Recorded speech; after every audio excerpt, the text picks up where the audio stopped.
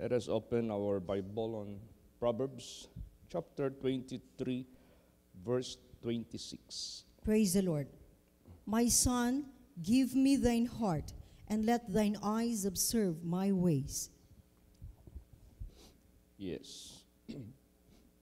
So, bilang isang ating ama na nasa langit, tayo naman po ay kanyang mga anak, regardless what you are.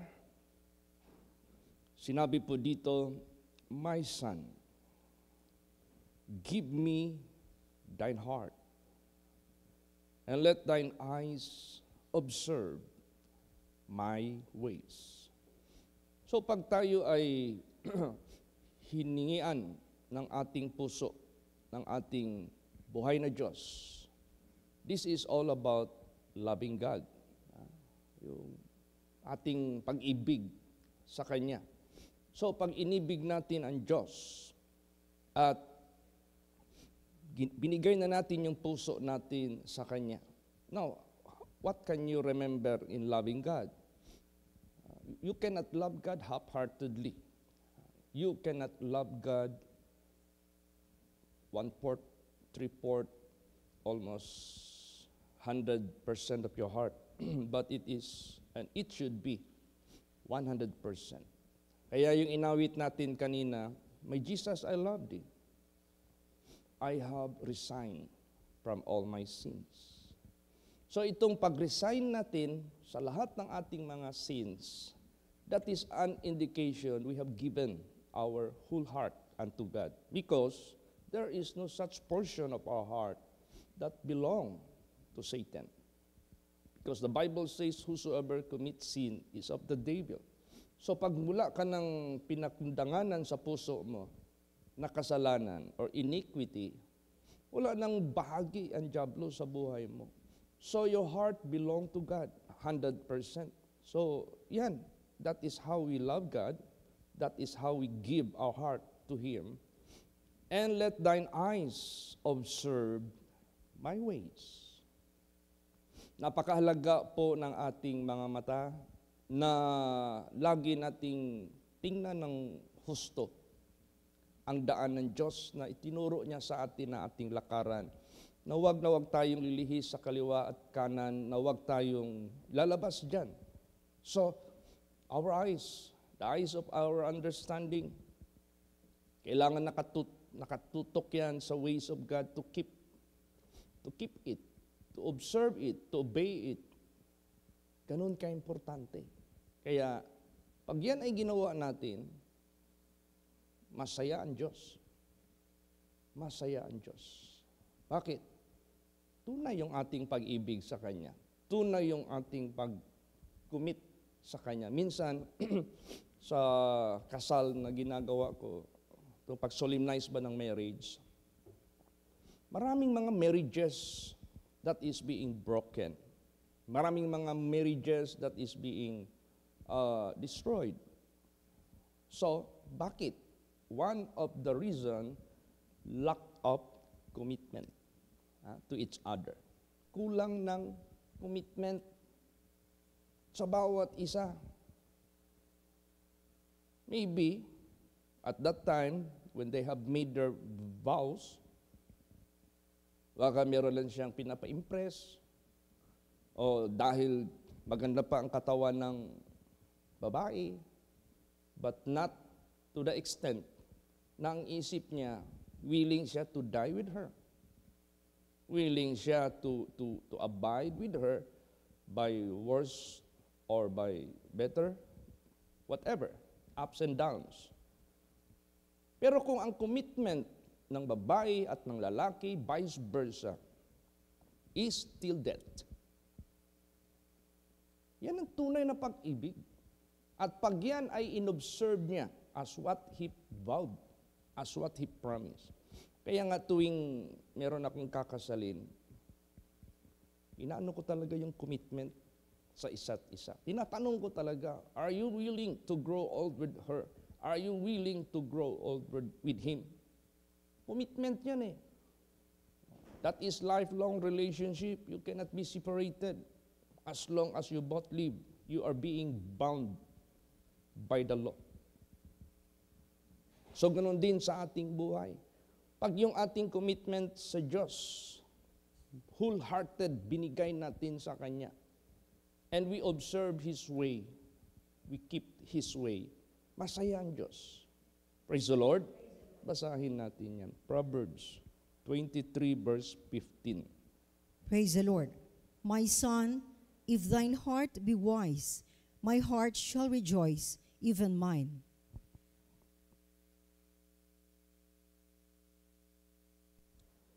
Yeah. My son, if thine heart be wise, my heart shall rejoice, even mine. Kung ang iyong puso ay naging pantas or matalino, masaya din ang puso ko. Now, itong wise na ito, this is ginagamit ng ating Panginoong Hesukristo in parables. Jesus uses parable. Wise virgin, wise man. Binibigyan niya ng highlight yan. Sino yung wise man? Nakinig at sumunod sa salita ng Diyos. Pag sinabi, if your heart shall be wise, you are keeping the word of God. If your heart shall be wise, you are like a wise virgins who made ready themselves to meet the groom. Yung readiness talaga. So, masaya ang Diyos kasi alam ng Diyos tuloy yung kasal natin sa Kanya. Alam ng Diyos that we shall be with Him in His kingdom forever and ever. Alam ng Diyos, you will receive the reward. Alam ng Diyos, you will receive what He made up there in heaven. Yung sinabi ni Jesus Christ, let not your heart be troubled, neither let it be afraid. Afraid of what? Necessities? Trouble of what? Agony? Don't worry about those things. I have prepared a place for you. Praise the Lord. Wherein no more death. Wherein eternal glory. Wherein eternal riches, eternal peace, eternal life. So, masaya ang Diyos. Pag yung puso natin naging wise. The keeping of the commandments of God. Loving God, basahin natin how we should love God. Deuteronomy 6 verse 5. Praise the Lord. And thou shalt love the Lord thy God with all thine heart, and with all thy soul, and with all thy might. Ayan. This is how we love God. With all our heart, with all thy soul, and with all thy might. Kung basahin mo yung New Testament, meron doon na dagdag, with all thy mind. Mind. Dito, heart, soul, might. Mind din. Yung isip din natin. All thine heart. No? Lahat ng puso natin. Ibig sabihin yan, yung puso natin, pag iibig tayo sa Diyos, lahat ng puso natin, wala din tayong lalabagin sa Kanyang kautusan because we know we are grieving God. Pag nilalabag natin ang utos ng Diyos, we are grieving God. So if we love God with all our heart, none of His commandments, we violate and we transgress because we doesn't want to grieve God. Ayaw natin masaktan ng Diyos. And remember that, how He suffered for us. Remember that, how He died for us. Para lang maalis yung 100% ng ating mga kasalanan, ma-redeem niya lang tayo, ma-forgiven lang tayo, ma-sanctify, ma-cleanse lang tayo. So, ganun na lang ang pag-iingat natin nito na huwag na itong maibalik. Kaya nga, if you go back to sin, you are making Christ to be crucified again and to put Him in an open shame. O so kung umibig tayo sa ating Panginoon Diyos, huwag mo siyang ipapako uli. Huwag mo siyang hiyain uli in an open shame. Sa pamagitan ng iyong pagbalik sa kasalanan because you need Him again. Huwag na. Ibigin mo na siya ng buong puso. Praise the Lord. Buong kaluluwa. Ano yung kaluluwa? The soul that never cease from its existence. The spiritual being, the inner man, the soul or the spirit, eternal, forever. So yung commitment natin sa Diyos, it is not just here on earth. Pag soul ang mag-commit sa Diyos to love Him, that is everlasting love. Praise the Lord. That is eternal love. Meaning to say, yung model na ginawa ni Lord Jesus Christ na prayer, Our Father who art in heaven, hallowed be your name. Thy kingdom come, and thy will be done on earth. Habang nasa flesh tayo, on earth, as it is in heaven, our soul that will render up there in heaven. There is no flesh and blood will render up in heaven. But it is the soul. So, yung ating commitment sa Diyos, it is beyond the life here on earth. Praise the Lord. So, pag sinabi mong pag sinabi na utos ng Diyos, love the Lord thy God with all thy heart, and with all thy soul, and with all thy might. Yun na yun. Soul. Beyond here on earth. Doon na yun sa kalangitan. Ngayon, sa buhay po natin, let no man take our crown. No? Let no man take thy crown. Huwag mong hayaan na may tao na makaagaw sa iyong corona. Corona ng buhay. Corona means kaligtasan. Dapat walang makaagaw dyan. Now, kailan ito maagaw sa buhay po natin? When we commit sin. That shall be suspended. There will be breach of promise. Nag-promise ang Diyos ng crown of life or everlasting life. But there is no day nor night. If you break my covenant, you will know that there is breach of promise. So, kailan makuha yung crown of life na yan na hindi matuloy? If we break the covenant. What is covenant? That is agreement between us and God. So, how do we break the covenant of God? By violating and transgressing His commandments. God said, if you do my commandments, I will bless you. That is covenant. So let no man take thy crown. Now, who are these possible involved sa buhay natin na tao na pwedeng maging hadlang sa ating pag-retain ng crown na yan, ng salvation na yan, na pwedeng maagaw yung ating direksyon, yung ating puso sa mga tao na yan?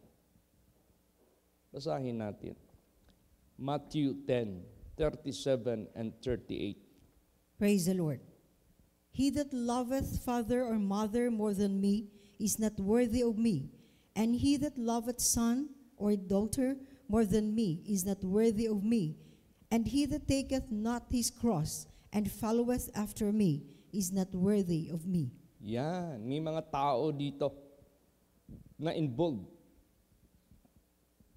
It might be your father, it might be your mother, it might be your daughter, it might be your brother or sister, or sino man.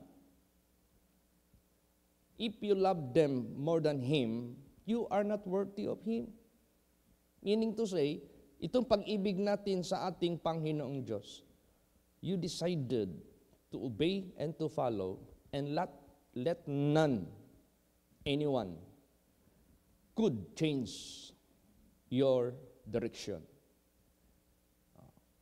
So pag mayroong somebody or someone na gustong mag-alis sa iyo from loving God with all your heart by keeping His will and doing His commandments, tapos mayroong maglapit sa iyo, either your mother or father, nak, wag namang sobra naman masyado yung pagsunod mo sa Diyos, baka lalampas ka na sa langit.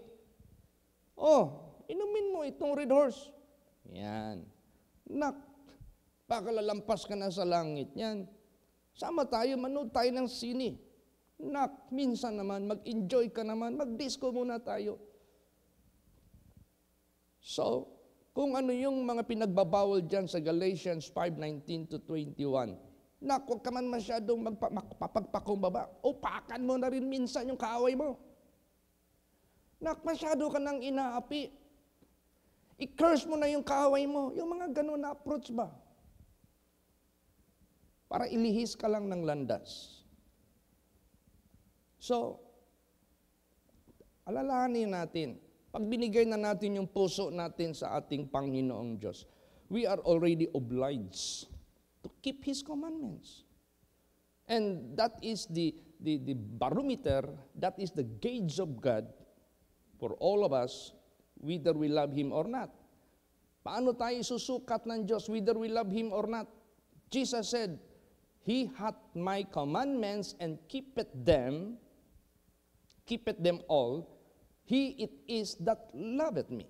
O yun, ganun tayo sinusukat ng Diyos, na meron tayong commandments, meron tayong Word of God sa puso natin. We do not neglect, we do not refuse to read, we do not neglect to hear, we do not neglect to meditate. We have the Word of God and keep them. Jesus said, He it is that loveth me. Sila yun, sila na, yung aking hinahanap na iibig sa akin. Ito na sila, ang totoong umiibig sa akin. Jesus said, if you love me, keep my commandments. That is how God will measure us. O kung may mga tao na involved sa buhay mo, na malapit sa buhay mo, na pwedeng mag-convince sa'yo, maglihis sa'yo, huwag mo silang piliin na higit sila kaysa kay Jesus Christ. Sabi ni Jesus, if you do that, you are not worthy of me. See? Ganun ang pag-ibig natin sa Diyos. But not actually, kailangan natin maging bastos sa ating mga magulang. Not meaning to say, kinakailangan natin we are disrespectful sa ating mga magulang because of these commandments of God. No. When in fact, this is how we love them. Bakit? Sinusunod natin yung naglalang sa lahat, who is above all. At kung itong mga parents natin, mga kapatid natin, who are not yet with you, hindi mo pa siya kasama, hindi mo pa kaisa sa pagkilala sa Diyos na buhay at sa pagsunod. Baka kaisa natin sila sa paniwala sa Diyos, pero hindi natin sila kaisa sa pagsunod. Ang daming ganon. Tanungin ka, is your parents are Christians? Sabihin mo, yes, because they do believe Christ. But the question is, kaisa mo ba siya sa pagsunod sa kautusan ng Diyos? Eh, bakit naglalasing? Bakit nandiyan pa rin sa worldliness? Bakit nag-curse pa rin, nagpamalikas pa rin? Bakit binabayulit pa rin yung dress code dyan sa Bible? Bakit naging worship of idols pa rin? Sa paniwala na Christian kung tawagin, parang similar lang kayo. Pero they are not with you in such what? In following Christ, in obeying God, in keeping the commandments of God. O kaya dito, sabi ni Jesus Christ, nagbigay siya ng warning, kahit mama mo, papa mo, anak mo, kapatid mo. Ano pa? Basa. Luke 14:26. Praise the Lord. If any man come to me and hate not his father and mother and wife and children and brethren and sisters, yea, in his own life also, he cannot be my disciple. Kasali na yung sarili natin. Even our life, even ourselves. If we cannot hate ourselves and the rest of the people of the world, including our kin, yung mga kalapit natin, mga blood-related natin, o best friend natin, o asawa natin, o sino pa man. Pag hindi natin sila kayang kapuutan, hate, by what? Hurting them? By what? Humiliating them? By what? Doing something that evil, na masama ang gagawin? Hindi po. We do hate them because we decline their, we could say, purpose na ihiwalay ka sa pag-obey sa Diyos. If in case, dyan na mga bagay, that is the time applicable yung we have to hate them, we have to refuse, we have to decline from their ideas. Praise the Lord. So, ganun ang pag-ibig natin sa Diyos. Hindi kay, ang galing mo lang magsalita, pero meron pa palang higit na sinusunod mo kaysa Diyos. Meron pa palang higit na kinakatakutan mo kaysa Diyos. Meron pa palang higit na ino-obey mo kaysa Kanya.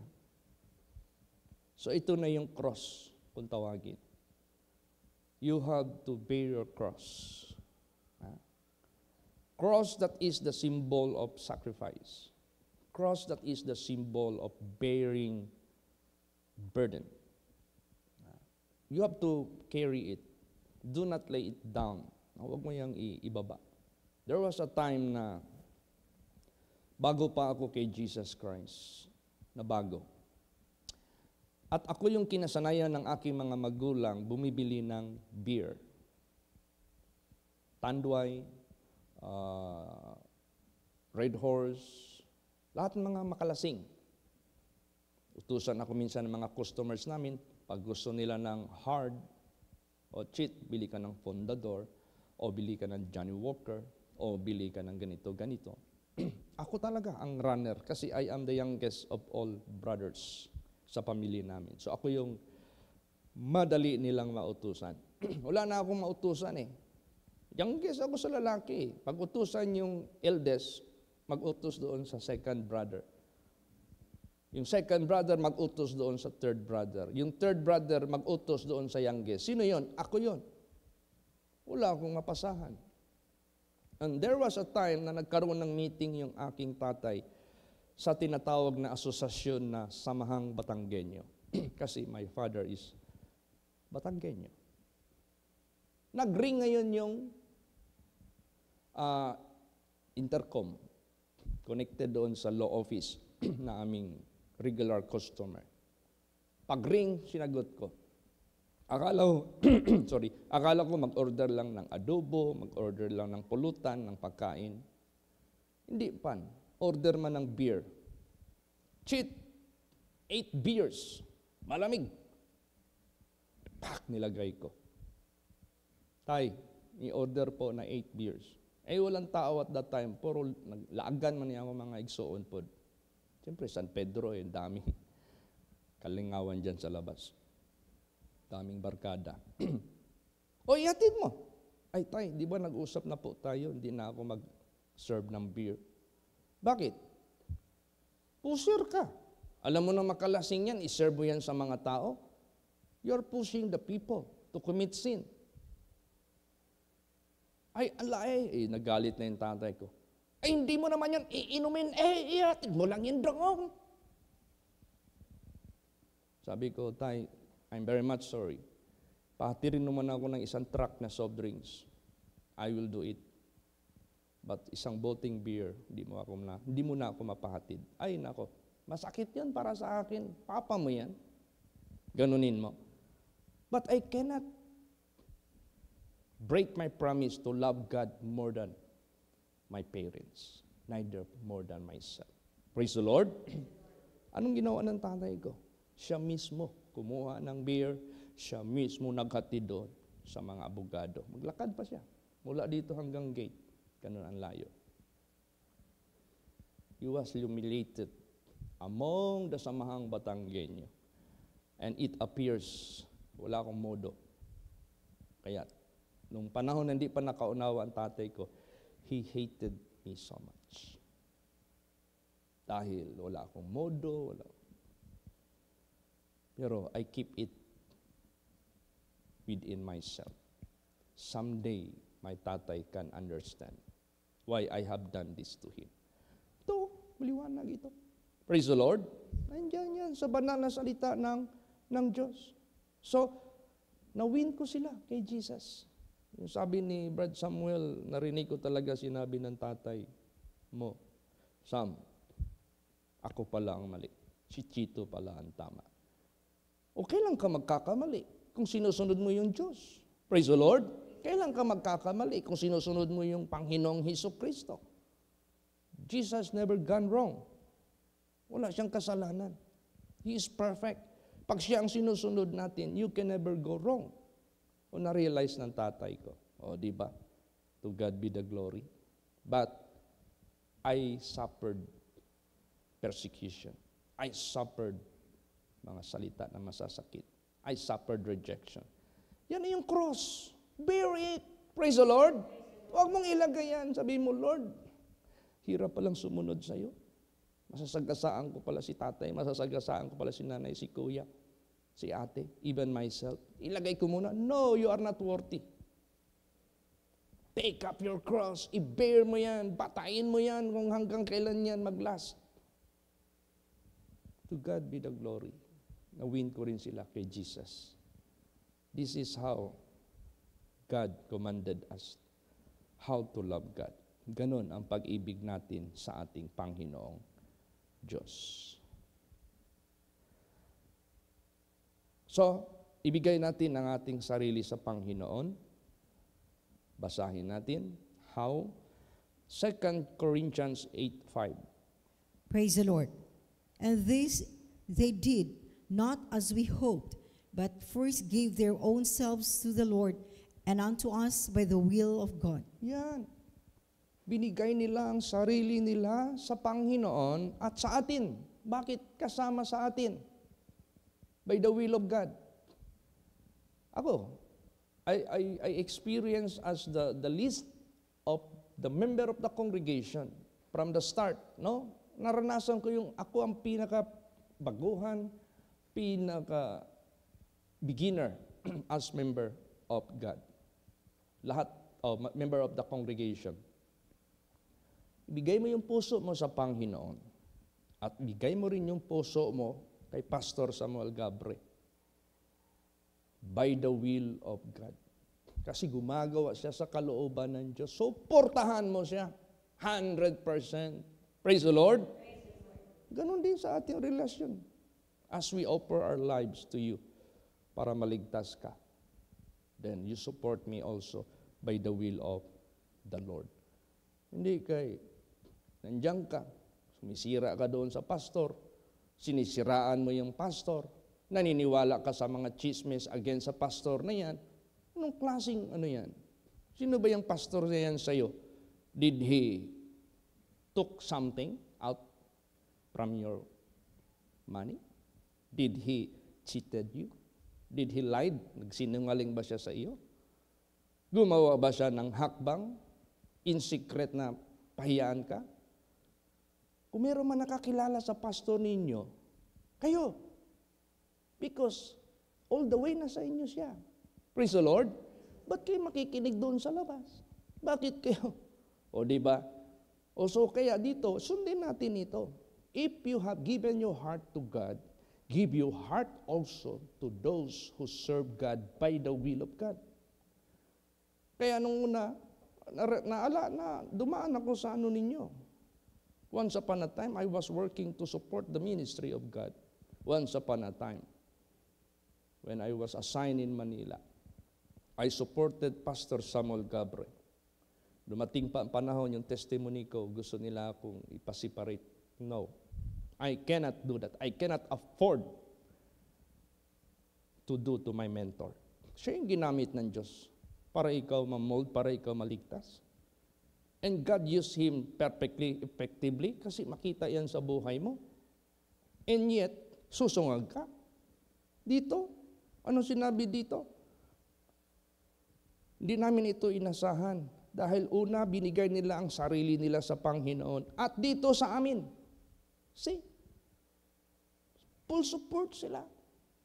Amen? Praise the Lord. So, ganun tayo.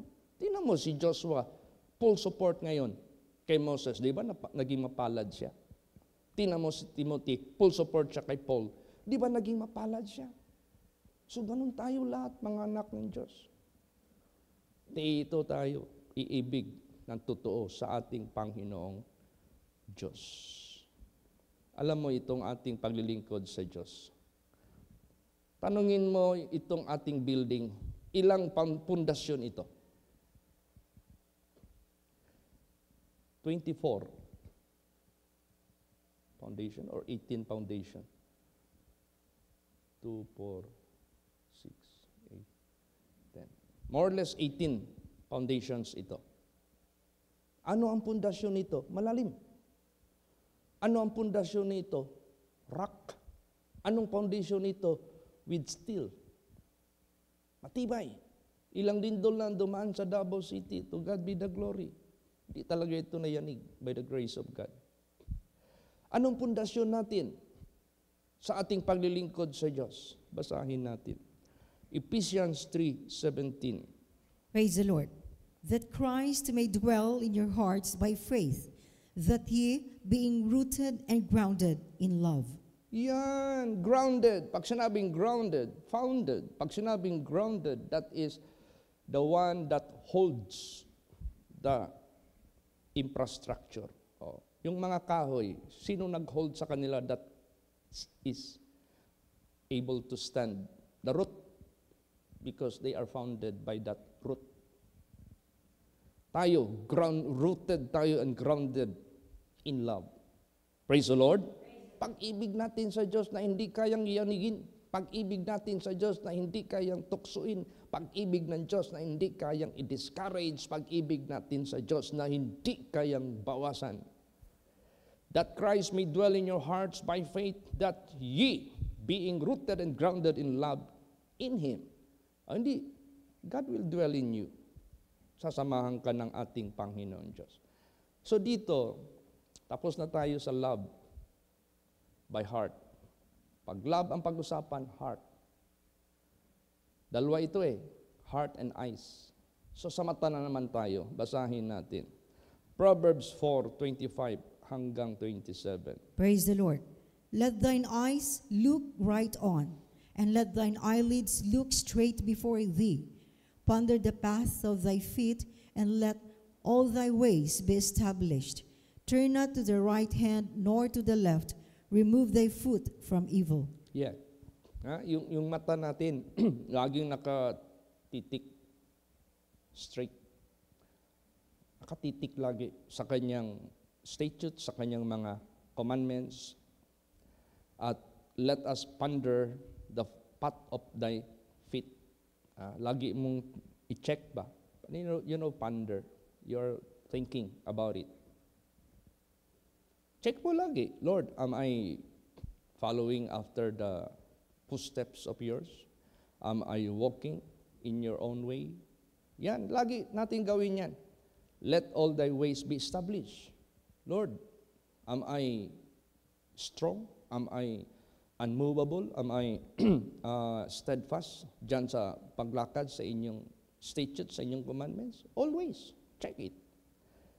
Turn not to the right hand nor to the left. Remove thy foot from evil.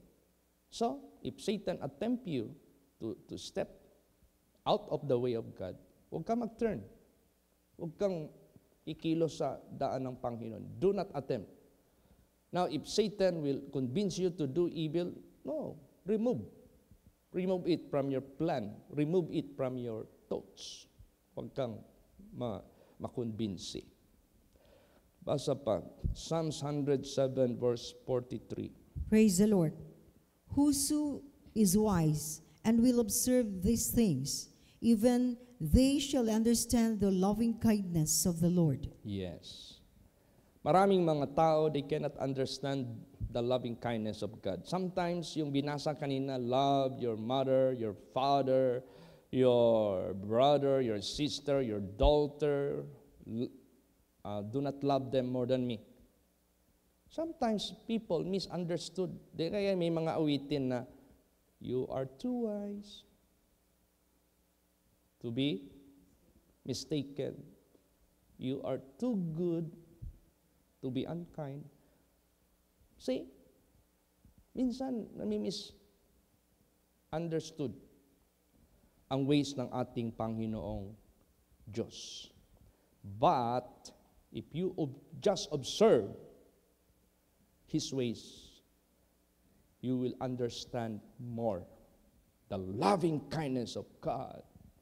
Ito pala, this is the reason why I should hate all people and together with myself for the sake of my love to Jesus, for the sake of the keeping of the commandments of God. This is the loving kindness of God.